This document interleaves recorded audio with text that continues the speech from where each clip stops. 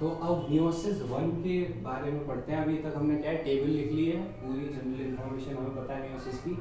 तो थोड़ा सा देखो, उसमें जो मैं समझा रहा था वो नीचे आ गया था। तो मैं ये समझा रहा था कि एक मेल होता है, एक फीमेल होता है, जो कि 2n कंडीशन होती है।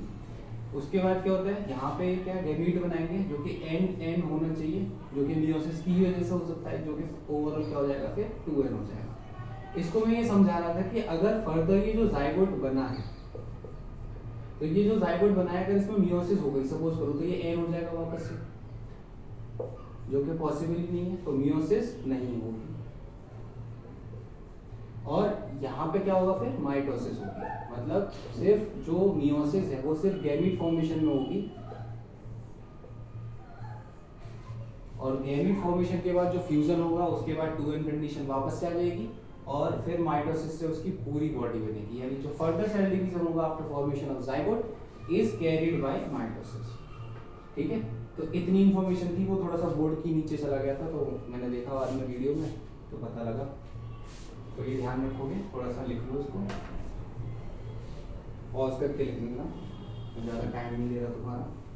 अब देखो जो मियोसिस वन है उसमें क्या होता है, इंटरफेस तो पहले ही हो चुका होगा उसमें, है ना, इंटरफेस पहले हो गया होगा, तो फिर हमारे पास सिर्फ मियोसिस वन और मियोसिस टू होगा। और मियोसिस वन और टू के बीच में कोई भी इंटरफेस नहीं होता। मियोसिस वन के जस्ट बाद तुरंत मियोसिस टू चालू हो जाती है। तो उसमें भी तुम्हें कुछ नई चीजें याद नहीं रखनी, बस ये याद रखना है जो इंटरफेस हमने माइटोसिस में पढ़ा था वही सेम इंटरफेस यहाँ हो रहा होगा। तो एस फेज में क्या होगा, डीएनए का डबल हो गया होगा। डीएनए का डबल हो गया होगा मतलब 40 ग्राम अगर डीएनए था तो वो 80 ग्राम हो गया होगा। ये नहीं कि उसकी 2n कंडीशन थी, डिप्लॉयड था, वो टेट्राप्लॉयड हो गया, यानी 2n से 4n नहीं हुआ। यानी एस फेज में क्या है, 4n कंडीशन नहीं चाहिए। मतलब ये 40 ग्राम से 80 ग्राम हो जाएगा, मतलब अमाउंट बढ़ जाएगा, उसकी फ्लूइडी लेवल पे कोई भी फर्क नहीं पड़ेगा। इस बात का तुम याद रखो, मतलब एकदम से अच्छे से गांठ बांध लोगे कि तुम्हें ये याद रखना है कि ये 2n से 4n नहीं होगा, ये क्या होगा, इसकी अमाउंट डबल हो जाएगी। ठीक है, इतना ओवरऑल समझ में आ गया होगा। तो एस फेज में जो हमने पहले माइटोसिस में पढ़ा था वही सेम है, मतलब टोटल और इंटरफेज ही सेम है। बस अब M1 यानी मियोसिस वन जो हो रही है उसमें क्या होता है भाई, प्लीज मैम आंसर दिस। ये तो हमें बताइए, टी मेट करके भी याद रख सकते हो, या P please ma'am answer this याद रख सकते हो, जो कि हमने पहले लिंक कर रखा था G1/G2। एक G1 ने G2 को स्लैप कर दिया, तो कोई पूछ रहा है please ma'am answer this why G1/G2। तो प्रोफेज वन हो जाएगा यहाँ पे, एम फेज वन, और ये सब फर्स्ट भी बोल सकते हैं, वन भी बोल सकते हैं। तो ये क्या है, मियोसिस वन, यानी जो पहली डिवीजन होगी मियोसिस वन होगी। इसी में क्या होगा, रिडक्शन डिवीजन हो जाएगा, RND मतलब रिडक्शन डिवीजन, यानी 2n से n हो जाएगा। तो हमें यहाँ पे ये ध्यान रखना है कि मियोसिस वन में ही रिडक्शन डिवीजन हो जाएगा, और मियोसिस टू में कुछ फर्क नहीं पड़ता है, बस सेम एज माइटोसिस होती है, वो पहले भी पढ़ लिया हमने। अब ये जो प्रोफेज वन है ना, ये जो माइटोसिस थी उसके प्रोफेज से थोड़ा सा डिफरेंट है। ये डिवाइडेड है फर्दर, पता है ना कैसे डिवाइडेड है, लेप्टोटीन, जाइगोटीन, पेकाइटीन और फिर ट्रिप्लोटीन एंड डाइकाइनेसिस। स्टोरी तो तुमको पता ही है, दो पड़ोसी एक सड़क के इस पार रहते हैं और एक सड़क के इस पार रहते हैं, उनके बीच में क्या है, थोड़ा सा एक रिलेशनशिप बनना चालू होगा, मतलब नए नए आएंगे तो कुछ बात कम होगी, तो क्या है धीरे धीरे करके घर बनाना चालू करेंगे, घर बनाते बनाते दोस्ती हो जाएगी, दोस्ती हो जाएगी तो एक मतलब यहाँ पे क्या होगा, डीएनए जो था ना हमारा, तुम्हें पता है कि जो डीएनए होता है वो पूरे थ्रेड लाइक स्ट्रक्चर होता है, उससे क्रोमोसोम तभी बनते हैं जब सेल डिवाइड हो रहा होता है। तो यहाँ पे क्या है, क्रोमोसोम की फॉर्मेशन हो रही होगी, क्रोमोसोम बन रहे होंगे, और उस क्रोमोसोम को बनते बनते क्या है, उनके बीच में एक रिलेशनशिप बनना चालू हो जाएगा, जिसको बोलते हैं साइनेप्टोनीवल कॉम्प्लेक्स। ये तो मैंने बता दिया था ना, याद भी होगा, साइनेप्टोनीवल कॉम्प्लेक्स। अब जब घर बना रहे थे यानी क्रोमोसोम बना रहे थे, तब दोस्ती हुई, उनके बीच में रिलेशनशिप डेवलप हुई। अब क्या है, साइनेप्टोनीवल मतलब एक अच्छी सी बॉन्डिंग हो चुकी है। ये साइनेप्टोनीवल कॉम्प्लेक्स क्या होता है, ये देखो, ये दो क्रोमोसोम, मतलब क्रोमोसोम है, इसमें क्या है, जो एस फेज था उसमें ऐसे ये डबल हो गया था ना अमाउंट, अब इसके पास क्या है, 4 क्रोमेटिड्स हैं और एक सेंट्रोमियर है, ठीक है। अब ये क्या है, इनके बीच में एक रिलेशनशिप डेवलप होगा। इसी रिलेशनशिप को क्या बोलते हैं, साइनेप्टोनीमल कॉम्प्लेक्स। अब एक बॉन्ड बन गया है, बॉन्ड बन गया है तो उनके बीच में क्या है, कुछ एक्सचेंज भी होगा। घर जब आमने सामने होते हैं तो तुम्हें पता ही है, पड़ोसियों के बीच में बताया था ना कि खाना एक्सचेंज होने लग जाता है, बर्तन चलने लगते हैं नर्सों पर कि तुम्हारे क्या बना है, कुछ भी बना हो तो एक्सचेंज हो जाता है। तो इसके पास जो इन्फॉर्मेशन होगी वो इसको ट्रांसफर करेगा और इसके पास जो इन्फॉर्मेशन होगी वो इसको, मतलब आपस में एक्सचेंज कर लेंगे। इसी चीज को बोलते हैं क्रॉसिंग ओवर, ठीक है। क्रॉसिंग ओवर मतलब रोड के इधर उधर को रोड क्रॉस कर रहे हैं तो क्रॉसिंग ओवर। इसी को थोड़ा सा साइंटिफिक वे में क्या बोलते हैं, रिकॉम्बिनेशन। रिकॉम्बिनेशन को बोलते हैं। अभी इस रिकॉम्बिनेशन का फर्क क्या है, मतलब असर क्या होता है, इसका फर्क क्या पड़ता है। ये जो क्रॉसिंग ओवर है वो पेकाइटिन में हो रही है, मतलब एक के बाद एक स्टेप चलती जा रही है। क्रॉसिंग ओवर या रिकॉम्बिनेशन तुम लोग याद रखना। अब क्या हो रहा है कि ये जो क्रॉसिंग ओवर है इसमें थोड़ा सा क्या है, डीएनए में चेंज आ जाता है। डीएनए में चेंज कैसे आ जाएगा, क्योंकि पेरेंट के पास जो डीएनए थे वो तो सिंपल थे, अब इन्होंने आपस में क्या कर लिया, एक्सचेंज कर लिया है कुछ मटेरियल। जो इसके पास इंफॉर्मेशन थी वो इसने इसको शेयर कर दी और इसके पास जो थी वो इसको शेयर कर दी। अब सपोज करो कि जैसे कोई दो क्रोमोसोम थे, 2n कंडीशन है हमारे पास, बताया था ना 2n कंडीशन क्या होती है, किसी के भी दो पेयर हो, ये दो 2n। अब एक बिल्डिंग में दो फ्लैट है, जो दो फ्लैट है वो एक जैसे बने हुए होंगे, सेम आर्किटेक्ट ने बनाए हुए, लेकिन उसके अंदर जो लोग रहेंगे वो उसको अपने हिसाब से डिजाइन करेंगे, अपने हिसाब से करेंगे। तो इसके पास जो इन्फॉर्मेशन पूरी लाइफ टाइम में होगी वो थोड़ी सी चेंज हो जाएगी जो पेरेंट्स के पास होंगे। अब क्या होगा कि जब ये दोनों पास पास आएंगे, मतलब जो क्रोमेटिड्स साथ में आएंगे, तो क्या होगा, ये अपनी इन्फॉर्मेशन को एक्सचेंज कर लेंगे। तो एक्सचेंज करने की वजह से क्या होगा, इसमें थोड़े से चेंजेस आ जाएंगे और यही जो चेंजेस हैं वो क्या करते हैं, हमारा इवोल्यूशन कराने में हेल्प करते हैं। तो याद रखना कि crossing over is responsible for evolution, responsible for evolution, ये इतनी बात याद रखोगे, ठीक है। यहाँ से ही तुम्हें नोट्स बनाने हैं, मैं कुछ ज़्यादा नहीं लिखा रहा जिससे कि तुम्हारे ऊपर बर्डन पड़े, बस तुम थोड़ा सा समझते जाओ और ये जो फ्लो चार्ट्स हैं इसको बनाते जाओ बस, और वापस से वीडियोस को देखते रहना ताकि तुम्हारा रिवीजन होता है। ज़्यादा बड़ी वीडियोस नहीं बनाऊंगा, छोटी छोटी वीडियोस हैं। तो रेस्पॉन्सिबल फॉर एवोल्यूशन। अब सपोज करो हमारे जो पहले एंसेस्टर्स थे उनके पास कुछ स्पेशल कैरेक्टर होते थे, क्योंकि वो घास वगैरह खाते थे, तो उनके पास क्या एंजाइम्स अलग अलग होते थे घास को पचाने के लिए। हम तो नहीं खाते ना घास, हम थोड़ा अच्छा खाना खाते हैं, तो पहले से ही कुक्ड फूड खाते हैं, तो हमें थोड़ा कम मेहनत करनी पड़ती है डाइजेशन में। तो ये क्या है, अब हमारा क्या एवोल्यूशन हो गया है, जो चीज़ हमें नहीं चाहिए वो क्या है हमें खत्म होती चली जाती है, और जैसे आगे इन्वायरमेंट में जो चेंजेस आते जाएंगे उसके हिसाब से हमारे डीएनए में चेंजेस आते जाएंगे और वो क्रॉसिंग ओवर से हमारे पेरेंट्स से हम थोड़े से डिफरेंट होते जाएंगे। तो ये तुमने पढ़ा होगा कि जो सेक्सुअल रिप्रोडक्शन होता है वो एडवांस होता है, वो इसीलिए होता है क्योंकि सेक्सुअल रिप्रोडक्शन में क्या मियोसिस से गैमीट बनते हैं, मियोसिस से गैमीट बनने की वजह से उसमें क्रॉसिंग ओवर हो जाती है, क्रॉसिंग ओवर की वजह से इवॉल्व हो जाते हैं, ठीक है। तो यहाँ तक समझ में आएगा, लेप्टोप्टीन में क्रोमोसोम बने डीएनए से, फिर साइनोप्टेनिमल कॉम्प्लेक्स बना, फिर क्रॉसिंग ओवर होने लगी। अब क्या होगा कि उन दोनों घरों में जो दो घर थे ना सड़क के आसपास दोनों तरफ, उनमें क्या हो गया, लड़ाई होगी। अब जब लड़ाई हो जाएगी तो उनके बीच में ये जो क्रॉसिंग ओवर हो रही थी वो बंद, ये जो कनेक्शन बना था वो क्या होगा, धीरे धीरे से डिसॉल्व होने लगेगा। तो जो इंपॉर्टेंट चीज़ है यहाँ पे, ये डिप्लोटीन की जो स्टेज है, यहाँ पे क्या होगा, डिसोल्यूशन, मतलब यहाँ हो जाएगा डिसॉल्व हो जाएंगे क्या, डिसॉल्विंग ऑफ साइनोप्टेनिमल कॉम्प्लेक्स, ऐसे लिख दे रहा हूँ, थोड़ा सा जल्दी हो जाएगी वीडियो खत्म। साइनोप्टेनिमल कॉम्प्लेक्स अब जब डिसॉल्व हो गए तो वहां पे क्या है, थोड़े से रिमेन्स बचेंगे। जैसे ये सपोज करो ये एक्सचेंज कर रहे थे, तो ये क्या एक दूसरे से जुड़े हुए थे, तो धीरे धीरे करके ये क्या है अलग होना चालू करेंगे। अलग होना चालू करेंगे तो यहाँ पे कुछ निशान बचेंगे, यानी उनके बच्चे तो अभी भी नहीं मानेंगे ना, उनके बच्चों को कैसे रोक लोगे, 5-5, 6-6 साल के बच्चे तो नादान होते हैं, उन्हें क्या मतलब लड़ाई से। तो वहां पे क्या निशान होंगे, इसी को बोलते हैं,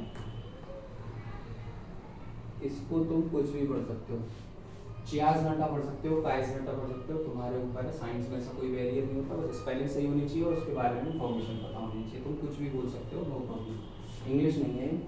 तो काइज नाटा बन जाता है, तो ये एक स्पेशल कैरेक्टरिस्टिक है। अगर तुमसे पूछा जाता है कि डिप्लोटीन में क्या है, तो डिसॉल्विंग ऑफ साइनोप्टेनिमल कॉम्प्लेक्स एंड काइज नाटा। काइज नाटा क्या होता है, रिमेन्स ऑफ, क्या है, रिमेन्स ऑफ साइनेप्टोनीमल कॉम्प्लेक्स, ऐसे लिख रहा हूँ, याद रखना साइनेप्टोनीमल कॉम्प्लेक्स को कॉपी में पूरी लिखोगे, रिमेन्स ऑफ साइनेप्टोनीमल कॉम्प्लेक्स। अब क्या होगा कि बिल्कुल ही क्या है, उनके घर वालों को पता लग जाएगा कि हमारे बच्चे क्या कर रहे हैं, बातें कर रहे हैं, तो बातें कर रहे हैं तो उनको रोकने के लिए डिप्लोटिक हो जाएगा, मतलब बिल्कुल ही खत्म, मतलब सॉरी डाइकाइनेसिस हो जाएगा। डाइ का मतलब दो और काइनेसिस का मतलब जानते हो डिवीजन, तो अब दोनों घरों में बिल्कुल डिवीजन हो चुका है। तो अब यहाँ पे ये जो काइनेट आते हैं वो कंप्लीटली डिसॉल्व कर जाएंगे, तो यहाँ पे क्या बोलेंगे, complete dissolve, complete termination of काइनेट, चियाज़मेटा जो भी होना चाहते हो ये सब के लिए, तो कंप्लीट टर्मिनेशन ऑफ काइनेट। तो यहाँ पे हमारे क्या है, प्रोफेज 1 खत्म हो चुका है। प्रोफेज 1 का तो तुम्हें पता ही है, इतनी इन्फॉर्मेशन मैं शायद उम्मीद करता हूँ वीडियो पॉज कर लेना, वीडियो ऐसे फास्ट नहीं होगा। तो प्रोफेज 1 हो गया हमारे पास, मेटाफेज 1, एनाफेज 1, टीलोफेज 1, बाकी सेम ही रहने वाले हैं, ज़्यादा डिफरेंस नहीं है। तो प्रोफेज 1 की टेक्निकल चीज़ हमने पढ़ ली है। तो देखो प्रोफेज 1 जो है वो क्या है, सबसे पहले तो न्यूक्लियर मेम्ब्रेन डिसॉल्व हो जाएगी, ये तो तुम्हें पता ही है, माइटोसिस में पढ़ रखा है, न्यूक्लियर मेम्ब्रेन डिसॉल्व, डिसअपीयर, ठीक है, डिसअपीयर हो जाएगी। उसके बाद क्या होगा, जो डीएनए है वो क्या करेगा, condense, DNA condense to form chromosome, ठीक है, क्रोमोसोम बन जाएंगे। और क्या होगा, तो क्या हो रहा होगा, जो सेंट्रियोल था ना, वो सेंट्रियोल क्या करेगा, स्टार्ट्स टू मूव, ये तो पढ़ रखा है, मूव टू अपोजिट पोल, इतनी बात समझ में आ गई होगी। उसके बाद है ना, फिर इसके जो पार्ट्स हैं उसको याद करने के लिए लो जरा पैकेट डिब्बे में डालो, लेप्टोटीन, जाइगोटीन, कैटाटीन, कैप्टोटीन एंड डाइकाइनेसिस, ये याद करने का तरीका है, ये इसके डिवाइडेड है, और जो भी फ्लोचार्ट बनाया था उससे पढ़ लेना, ठीक है। तो ये हमारे पास हो गया। उसके बाद क्या होगा, एनाफेज 1, एनाफेज 1 आएगा, और उसमें तो पता ही है एनाफेज 1 आएगा, याद नहीं रहता। प्रोफेज 1 के बाद मेटाफेज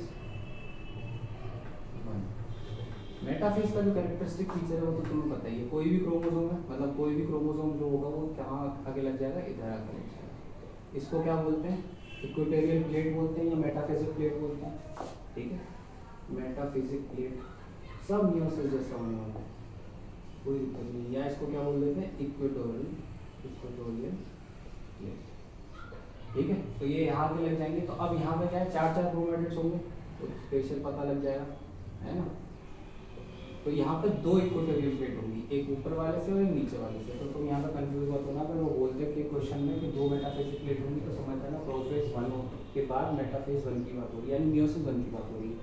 तो यहाँ पे कंफ्यूज कर देते हैं कि वो फेज बताओ कि जिसमें इक्वेटोरियल प्लेट 2 बनती है, और उससे आगे पीछे के फेजेस के बारे में बताओ, तो प्रोफेज 1 और एनाफेज 1 के बारे में पूछा है, ठीक है। इसके बाद डेफिनेशंस कुछ भी नहीं लिखना है तुम्हें इसमें ज़्यादा, बस याद रखना कि यहाँ पे 9 कर जाएंगे, ठीक है, कोई कैरेक्टरिस्टिक फीचर नहीं, कुछ भी ज़्यादा इंपॉर्टेंट नहीं होने वाला है यहाँ पे। इसके बाद जो एनाफेज होता है, इसके बाद क्या आएगा, एनाफेज, ठीक है, एनाफेज 1।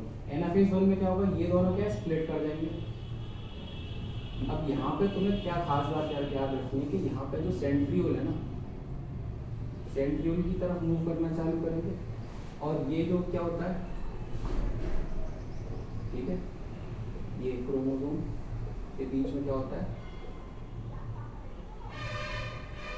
सेंट्रोमियर, ये ब्रेक नहीं करेगा, ये ब्रेक नहीं करेगा। इसमें से जो क्रोमैटिड्स हैं ये अलग हो जाएंगे फर्स्ट, क्योंकि इनके पास अपने अपने क्रोमैट सेंट्रोमियर होंगे दोनों के पास, तो ये अलग अलग हो जाएंगे। ये सेंट्रोमियर खुद ब्रेक नहीं करेगा, जो माइटोसिस में क्या था, एक ही सेंट्रोमियर था, ये क्या हो जाता था, स्प्लिट कर जाता था, तो अलग अलग हो जाते थे। तो ये स्प्लिट नहीं करेंगे, ये जो स्प्लिट करेंगे वो मियोसिस सेकंड में करेंगे, जो कैसी होती है, माइटोसिस जैसी होती है, तो ये याद रखना। तो अब ये क्या करेंगे, इसमें अपोजिट पोल्स में मूव करना चालू कर देंगे, यहाँ पे ऐसे माइटोसिस खोलो, उसमें से देखो और समझो लिखने की जरूरत नहीं है। एनाफेज में क्या है, ये अपोजिट पोल्स को मूव करना चालू कर देंगे और फिर टीलोफेज में क्या होगा, यहाँ पे ये सब जब इकट्ठे हो जाएंगे तो ये यहाँ पे आ जाएंगे, ठीक है। तो वो यहाँ पे तुम वहाँ से जो कैरेक्टरिस्टिक फीचर्स थे वो सारे वहाँ से कॉपी कर सकते हो, कोई दिक्कत नहीं है, कोई भी काटेगा नहीं तुम्हारे मार्क्स एग्जाम में भी। बस इन्फॉर्मेशन पता होनी चाहिए, बस वो कॉम्प्लिकेटेड चीज़ें इसमें वो प्रोफेज वन, जो प्रोफेज वन मैंने फ्लो चार्ट्स के थ्रू समझाया वो थोड़ा समझ लेना। और इसके बाद जो मियोसिस 2 होगी, मियोसिस 2 से पहले जैसे यहाँ पे पढ़ लेना वो से, उसमें आलस मत करना। अब देखो ये जो मियोसिस 2 हो, इससे जस्ट पहले क्या हुआ होगा, टीलोफेज 1, और टीलोफेज 1 के बाद क्या होगा, साइटोकाइनेसिस हुआ होगा। साइटोकाइनेसिस मतलब एक सेल से 2 सेल तो बने ही होंगे।